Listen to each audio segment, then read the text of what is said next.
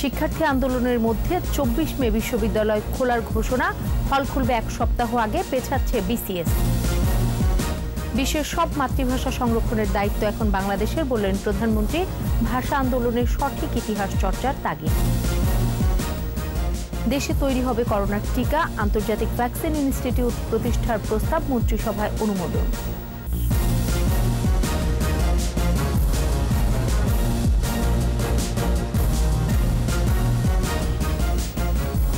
শুনছিলেন first security Islamic bank limited সংবাদ শিরোনাম। আমন্ত্রণ রাত 9টার 21 সংবাদে, সাথে আছি আমি সোনিয়া স্নিগ্ধা। দর্শক, 21 টেলিভিশনের সংবাদ একই সাথে সরাসরি দেখতে পাবেন আমাদের ফেসবুক পেজ www.facebook.com/2124 অনলাইনে। 24 মে খুলছে দেশের সকল বিশ্ববিদ্যালয়। এর আগে 17 মে খুলে দেওয়া হবে সব আবাসিক হল। একই সঙ্গে নিশ্চিত করা হবে শিক্ষক এবং আবাসিক শিক্ষার্থীদের ভ্যাকসিন। সোমবার সংবাদ সম্মেলনে শিক্ষামন্ত্রী ডাক্তার দীপু মনি আরও জানান, স্কুল কলেজ খোলার ব্যাপারে পরে সিদ্ধান্ত হবে। জসিম জুয়েলের রিপোর্ট। করোনা ভাইরাসের কারণে প্রায় 1 বছর বন্ধ ছিল সকল শিক্ষা প্রতিষ্ঠান। হয়নি ক্লাস কিংবা পরীক্ষা। পরিস্থিতির উন্নতি না হওয়ায় বেশ কয়েক দফায় বাড়ানো হয় শিক্ষা প্রতিষ্ঠানের ছুটি। তবে এবার দেশের সকল বিশ্ববিদ্যালয় খোলার সিদ্ধান্ত নিয়েছে সরকার। ভার্চুয়াল সংবাদ সম্মেলনে শিক্ষামন্ত্রী জানান, ঈদুল ফিতরের পর 24 মে সব ধরনের স্বাস্থ্যবিধি মেনে খুলবে সব বিশ্ববিদ্যালয়। সকল বিশ্ববিদ্যালয়ে শ্রেণীকক্ষে পাঠদান পবিত্র ঈদুল ফিতরের পর 24 মে থেকে শুরু হবে এবং বিশ্ববিদ্যালয়ের হলগুলো, আবাসিক হলগুলো তার এক সপ্তাহ আগে অর্থাৎ 17 মে খুলে দেয়া হবে। একই সঙ্গে আবাসিক শিক্ষার্থী এবং সকল শিক্ষকদের ভ্যাকসিন নিশ্চিত করা হবে বলে জানান দীপুমণি। সকল আবাসিক ছাত্রছাত্রী শিক্ষার্থী যারা আছেন, আমাদের সকল বিশ্ববিদ্যালয়ের শিক্ষক, কর্মকর্তা, কর্মচারী, তাদেরকে আমরা টিকা প্রদানের ব্যবস্থা করব। 17 মের মধ্যে আমাদের সকল বিশ্ববিদ্যালয়ের কর্তৃপক্ষ স্বাস্থ্যবিধি অনুসরণ পূর্বক বিশ্ববিদ্যালয় খোলার সকল প্রস্তুতি গ্রহণ করবেন। বিশ্ববিদ্যালয় খোলার সময়ের সাথে মিল রেখে পিছিয়ে যাবে বিসিএস পরীক্ষায় আবেদন করার সময়। করোনার কারণে পিছিয়ে পড়াদের বয়সও বিবেচনা করা হবে। বিসিএস পরীক্ষার আবেদন এবং পরীক্ষার তারিখ সেগুলোকে এই বিশ্ববিদ্যালয় খোলার সঙ্গে সামঞ্জস্য রেখেই সেটাকে পিছিয়ে দেয়া এবং করোনার কারণে আবেদনের, এই বিসিএস পরীক্ষার আবেদনের বয়সসীমা যাদের অতিক্রান্ত হয়ে যাবে তারা যেন কেউ ক্ষতিগ্রস্ত না হন, সেই বিষয়ে সরকার প্রয়োজনীয় সিদ্ধান্ত গ্রহণ করবে। তবে স্কুল কলেজ খোলার ব্যাপারে পরে সিদ্ধান্ত জানানো হবে বলেও জানান শিক্ষামন্ত্রী ডাক্তার দীপু মনি। জসিম জুয়েল, 21 টেলিভিশন, ঢাকা। এর আগে বিশ্ববিদ্যালয় ও হল খুলে দেওয়ার দাবিতে দিনভর বিক্ষোভ হয় বিভিন্ন বিশ্ববিদ্যালয়। অবিলম্বে হল খুলে দেওয়া সহ সরকারি সিদ্ধান্ত পুনর্বিবেচনার কথা জানায় শিক্ষার্থীরা। সহকর্মীদের সহায়তায় প্রণব চক্রবর্তী রিপোর্ট। জাহাঙ্গীরনগর বিশ্ববিদ্যালয়ের কিছু শিক্ষার্থী হলে অবস্থান করছিল। সকালে তাদের হল ছাড়ার নির্দেশ দেয় প্রশাসন। নির্দেশ না মেনে দুপুরে শিক্ষার্থীরা বিক্ষোভ মিছিল করে। পরে বেগম ফজিলাতুন্নেসা মুজিব হলের তালা ভেঙে হলে প্রবেশ করে তারা। সরকারের যে বার্তাটি, প্রজ্ঞাপনটি, নির্দেশনাটি, সেটি আমরা তাদের মনে করিয়ে দিয়েছি এবং হল ছেড়ে দেওয়ার জন্য অনুরোধ করেছি। তারা জানিয়েছে যে তারা ছাড়বে। দুপুরে রাজশাহী বিশ্ববিদ্যালয়ের কেন্দ্রীয় গ্রন্থাগারের পেছনের চত্বরে সমবেত হয় শিক্ষার্থীরা। পরে প্রশাসনের আশ্বাসে আন্দোলন থেকে সরে এসে হল খুলে না দিলে 1 মার্চ তালা ভেঙে প্রবেশ করার চূড়ান্ত সিদ্ধান্ত জানায় তারা। যে কোনো যৌক্তিক সিদ্ধান্ত আসবে, নচেত এই ফেব্রুয়ারিটা আমরা অপেক্ষা করে মার্চের 1 তারিখে আমরা সবাই মিলে একত্রিত হয়ে যার যার হলে প্রবেশ করব। আমাদের দাবি একটাই যে আমরা 1 তারিখের ভিতর ক্যাম্পাস হল খোলা চাই, আমরা 1 তারিখের ভিতর হলে উঠতে চাই। এদিকে হল খোলার দাবিতে বিক্ষোভ সমাবেশ করে ইসলামী বিশ্ববিদ্যালয়ের শিক্ষার্থীরাও। না হলে লাগাতার কর্মসূচি চলবে বলেও জানায় তারা। হল খোলার দাবিতে আন্দোলন করেছে ঢাকা বিশ্ববিদ্যালয়ের শিক্ষার্থীরা। 1 মার্চ থেকে ঢাকা বিশ্ববিদ্যালয়ের হল খুলে দিতে 72 ঘন্টার আলটিমেটাম দিয়েছে শিক্ষার্থীরা। দাবি জানান সরকারের সিদ্ধান্ত পুনর্বিবেচনারও। এদিকে ঢাকা বিশ্ববিদ্যালয়ের উপাচার্য জানিয়েছেন, শিক্ষার্থীদের দাবির বিষয় মাথায় রেখে মঙ্গলবার বসছে একাডেমিক কাউন্সিলের সভা। সরকারের সিদ্ধান্তসমূহের এই তথ্যগুলো সেগুলো নেব, শিক্ষার্থীদের ভ্যাকসিনেশন আওতায় আনার যে সরকারি সিদ্ধান্ত, তারপরে হলে উঠানো, পরীক্ষা গ্রহণ করা, এই সকল বিষয়গুলো নিয়ে ইতোপূর্বে একাডেমিক কাউন্সিলের যে সিদ্ধান্তগুলো ছিল সেই আলোকে আমাদের পরবর্তী সিদ্ধান্তগুলো নিতে হবে। প্রণব চক্রবর্তী, একুশে টেলিভিশন, ঢাকা।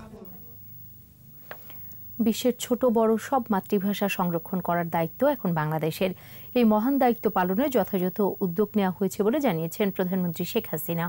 52 ভাষা আন্দোলনের চূড়ান্ত পরিণতি 71-এর বিজয়, একথা উল্লেখ করে ভাষা সংগ্রামের ইতিহাস সঠিকভাবে জানার তাগিদ দেন প্রধানমন্ত্রী। এজন্য বঙ্গবন্ধুকে নিয়ে গোয়েন্দা প্রতিবেদন সংকলন পাঠের আহ্বান জানিয়েছেন তিনি। বিস্তারিত জানাচ্ছেন আকবর হোসেন সুমন। মহান শহীদ দিবস ও আন্তর্জাতিক মাতৃভাষা দিবস উপলক্ষে কেন্দ্রীয় কার্যালয়ে আলোচনার আয়োজন করে আওয়ামী লীগ। এতে গণভবন থেকে ভার্চুয়াল প্ল্যাটফর্মে যুক্ত হন দলের সভাপতি প্রধানমন্ত্রী শেখ হাসিনা। অস্তিত্ব টিকে রাখার জন্য তার ভাষা সংস্কৃতি একান্তভাবে প্রয়োজন। শহীদ স্মরণে শ্রদ্ধা নিবেদন শেষে ভাষা আন্দোলনের প্রেক্ষাপট, বঙ্গবন্ধুর অবদান ও 52 পথ ধরে 71-এর বিজয় গাথা তুলে ধরেন প্রধানমন্ত্রী। আমাদের নিজস্ব সংস্কৃতি আছে, আমাদের নিজস্ব ঐতিহ্য আছে, সেই সংস্কৃতি ঐতিহ্য আমাদের ধরে রাখতে হবে। এই ভাষা আন্দোলন আমাদের সার্বিক বাঙালি জাতি হিসেবে অর্জনের আন্দোলন। রক্তে অর্জিত ভাষার জাতি হিসেবে বিশ্বের বিলুপ্ত প্রায় বিভিন্ন মাতৃভাষা সংরক্ষণের দায়িত্ব বাংলাদেশের বলে উল্লেখ করেন শেখ হাসিনা। রক্ত দিয়ে ভাষার মর্যাদা রেখেছি, এটা শুধু আজকে আমাদের না, সারা পৃথিবীতে যাদের মাতৃভাষা আছে তাদের মাতৃভাষা সংরক্ষণের জন্য এবং তার উপর যাতে গবেষণা হয় তার জন্য আমরা আন্তর্জাতিক মাতৃভাষা ইনস্টিটিউট গড়ে তুলেছি। আমাদের কিন্তু একটা মহান দায়িত্ব পড়ে গেছে, সারা বিশ্বের যত ছোট বড় যেমনই হোক ভাষাভাষী যারা মাতৃভাষা সেগুলি সংরক্ষণ করা, সেগুলি সেখানে রাখা এবং গবেষণার সুযোগ করে দেওয়া। স্বাধীন দেশের সংবিধানে উল্লেখিত মৌলিক চাহিদা পূরণ ও জনগণের জীবনযাত্রা উন্নয়নে সরকার জাতির পিতার আদর্শ অনুসরণ করছে বলেও জানান বঙ্গবন্ধু কন্যা। 9 মাসের মধ্যে তিনি যে সংবিধানটা আমাদের দিয়েছিলেন তার মধ্যে সবচেয়ে বড় ছিল মানুষের মৌলিক চাহিদাগুলি পূরণ করা। 21টা বছর বাংলাদেশের মানুষ শোষিত বঞ্চিত হয় আবার, কারণ যারা বাংলাদেশের স্বাধীনতায় বিশ্বাস করেনি বা মুক্তিযুদ্ধের বিরোধিতাকারী অথবা খনি চক্র, মূলত তারাই ক্ষমতায় ছিল। কাজে তারা দেশের মানুষের ভাগ্য পরিবর্তন না, নিজেদের ভাগ্য করতে ব্যস্ত। টিকা নেয়ার পরেও করোনা সংক্রমণ থেকে নিরাপদ থাকতে স্বাস্থ্যবিধি মেনে চলার আহ্বান জানান প্রধানমন্ত্রী। স্বাস্থ্য সুরক্ষার যে নিয়মগুলি আছে সেই নিয়মগুলি সবাই মেনে চলবেন। আকবর হোসেন সুমন, একুশে টেলিভিশন, ঢাকা।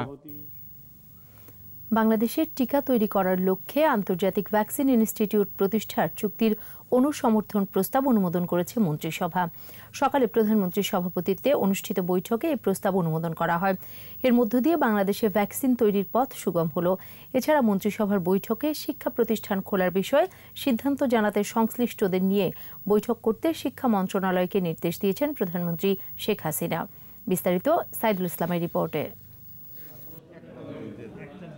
সকালে সচিবালয়ে মন্ত্রিসভার বৈঠকে গণভবন থেকে ভার্চুয়াল প্ল্যাটফর্মে যুক্ত হয়ে সভাপতিত্ব করেন প্রধানমন্ত্রী শেখ হাসিনা। বৈঠকে বাংলাদেশ পেটেন্ট আইন 2021-এর খসড়া এবং বাংলাদেশ জাতীয় আর্কাইভস আইনের চূড়ান্ত অনুমোদন দেওয়া হয়, আর নীতিগত অনুমোদন পায় বাংলাদেশ শিল্প ও নকশা আইনের খসড়া। বৈঠকের পর সংবাদ সম্মেলনে বিস্তারিত জানান মন্ত্রিপরিষদ সচিব খন্দকার আনোয়ারুল ইসলাম। বলেন, শিক্ষা প্রতিষ্ঠান খোলার বিষয়ে বিভিন্ন দিক নির্দেশনা দিয়েছেন প্রধানমন্ত্রী। সংশ্লিষ্ট সবাইকে ডেকে নিয়ে আলোচনা করে একটা সিদ্ধান্তে আসতে বলা হয়েছে। সচিব আরও জানান, 1996 সালে আন্তর্জাতিক ভ্যাকসিন IVI ইনস্টিটিউট প্রতিষ্ঠার চুক্তির অনুসমর্থনের প্রস্তাবও অনুমোদন করে মন্ত্রিসভা। বাংলাদেশ ভ্যাকসিন উৎপাদন এবং এ সম্পর্কিত গবেষণা কাজে প্রশিক্ষণ, কারিগরি ও প্রযুক্তিগত সহায়তা পাওয়া যাবে। এতে দেশের ভ্যাকসিন উৎপাদনকারী প্রতিষ্ঠানসমূহের সক্ষমতাও বৃদ্ধি পাবে। ভ্যাকসিন উৎপাদন, প্রয়োগ ও মান নিয়ন্ত্রণ ব্যবস্থা আরও যুগোপযোগী হবে। নতুন আবিষ্কৃত ভ্যাকসিনের প্রযুক্তি হস্তান্তরের মাধ্যমে দেশে নতুন ভ্যাকসিন উৎপাদন সহজতর হবে। ফলে দেশের স্বল্প মূল্যে ভ্যাকসিন সরবরাহ করা যাবে। দেশের আর্কাইভকে আরও শক্তিশালী ও স্থায়ী করার লক্ষ্যে সংশ্লিষ্ট আইনেরও অনুমোদন হয়। প্রস্তাবিত আইনের ডিজিটাল বাংলাদেশ বিনির্মাণে ভূমিকা রাখা এবং গবেষক ও তথ্য সেবা গ্রহীতাদের অনলাইন ডিজিটাল সেবা প্রদানের জন্য আর্কাইভ রেকর্ড সংরক্ষণ ও সেবা প্রদানের তথ্য প্রযুক্তির ধারা রাখা হয়েছে। এছাড়া বাংলাদেশ ও কাতারের মধ্যে স্বাক্ষরের লক্ষ্যে প্রস্তাবিত সাংস্কৃতিক সহযোগিতা চুক্তির খসড়া অনুমোদন হয় মন্ত্রিসভার বৈঠকে। সাইদুল ইসলাম, 21 টেলিভিশন, ঢাকা। নিচ্ছে প্রিমিয়ার ব্যাংক লিমিটেড সংবাদ বিরতি। নো মাস্ক নো সার্ভিস বিধি মেনে চলুন, সুস্থ থাকুন। যখন ফিরছি তখন অন্যান্য খবরের সঙ্গে আরও থাকবে কুয়েতের সাজাপ্রাপ্ত পাপুলের সংসদ সদস্য পদ শূন্য ঘোষণা করে প্রজ্ঞাপন।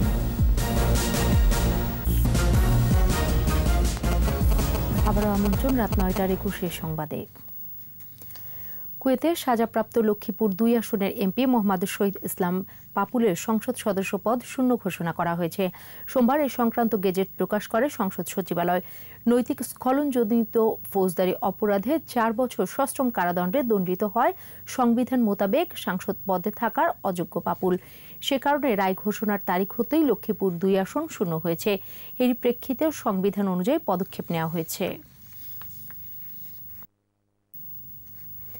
আমদানি রপ্তানির আড়ালে 175 কোটি টাকা পাচারের অভিযোগে পোশাক প্রস্তুতকারী প্রতিষ্ঠান আল মুসলিম গ্রুপের বিরুদ্ধে অনুসন্ধান শুরু করেছে দুর্নীতি দমন কমিশন দুদক। সোমবার রাজধানীর সেগুনবাগিচায় দুদক প্রধান কার্যালয়ের সামনে কমিশনের সচিব মোহাম্মদ আনোয়ার হোসেন হাওলাদার সাংবাদিকদের এ তথ্য জানান। সচিব আরও জানান, পোশাক প্রস্তুতকারী প্রতিষ্ঠানের মালিকদের কেউ কেউ আমদানি রপ্তানির আড়ালে বছরে 64,000 কোটি টাকা বিদেশে পাচার করছে। এসব অভিযোগ অনুসন্ধানে আলাদাভাবে 3 সদস্য ও 4 সদস্যের 2টি অনুসন্ধান দল কাজ করছে বলেও জানান দুদক সচিব। অনুসন্ধান কার্যক্রম পরিচালনা করছে। অনুসন্ধানের বিষয়বস্তু ব্যাপক, আপনারা জানেন যেটা বিস্তৃত। এবারে ব্যবসা বাণিজ্যের খবর।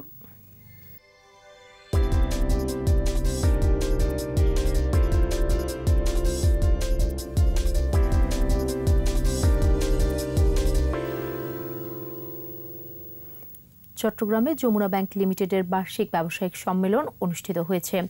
হোটেল রেডিসন ব্লুতে যমুনা ব্যাংক পরিচালনা পর্ষদের চেয়ারম্যান ফজলুর রহমান প্রধান অতিথি হিসেবে উপস্থিত থেকে সম্মেলনের উদ্বোধন করেন। এ সময় উপস্থিত ছিলেন যমুনা ব্যাংক ফাউন্ডেশনের চেয়ারম্যান আলহাজ নূর মোহাম্মদ, পরিচালক মোহাম্মদ সিরাজুল ইসলাম ভরসা, মোহাম্মদ ইসমাইল হোসেন সিরাজি, মোহাম্মদ সাইফুল ইসলাম।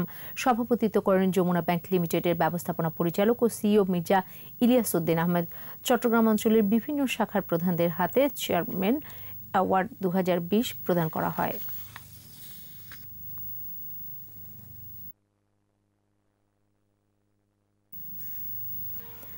জাতীয় দলের কোনো ম্যাচ ক্রিকেটারদের খেলার জন্য এখন থেকে আর জোর করা হবে না বলে জানিয়েছেন বাংলাদেশ ক্রিকেট বোর্ড। মিরপুরে এক সংবাদ সম্মেলনে এমনটাই জানিয়েছেন বিসিবির সভাপতি নাজমুল হাসান পাপন। নিউজিল্যান্ড সফরের আগে সিনিয়র খেলোয়াড়, বোর্ড কর্মকর্তা ও কোচদের সঙ্গে বৈঠকের পর মিরপুরের সাংবাদিকদের মুখোমুখি হন তিনি। এখন থেকে চুক্তিতে নতুন বিষয় যুক্ত হবে। কে কোন ফরম্যাটে খেলতে চায় তা তাদেরকে বলতে হবে। সাকিবের টেস্ট খেলতে না চাওয়ার সংবাদ সম্মেলনে হতাশা প্রকাশ করেন বিসিবি সভাপতি।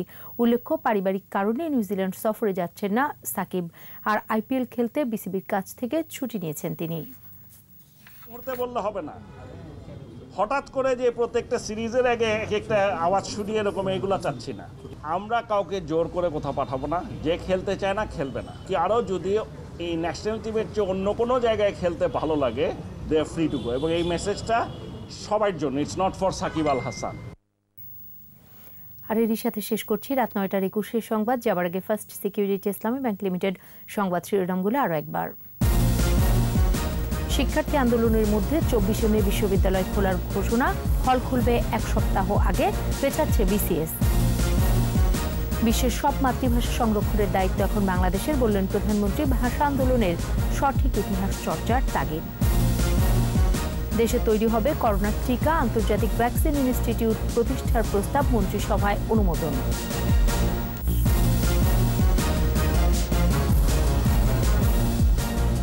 সবশেষ খবর জানতে ডায়াল করুন 2021 নম্বরে আর ভিজিট করুন 21-tv.com ওয়েবসাইটে।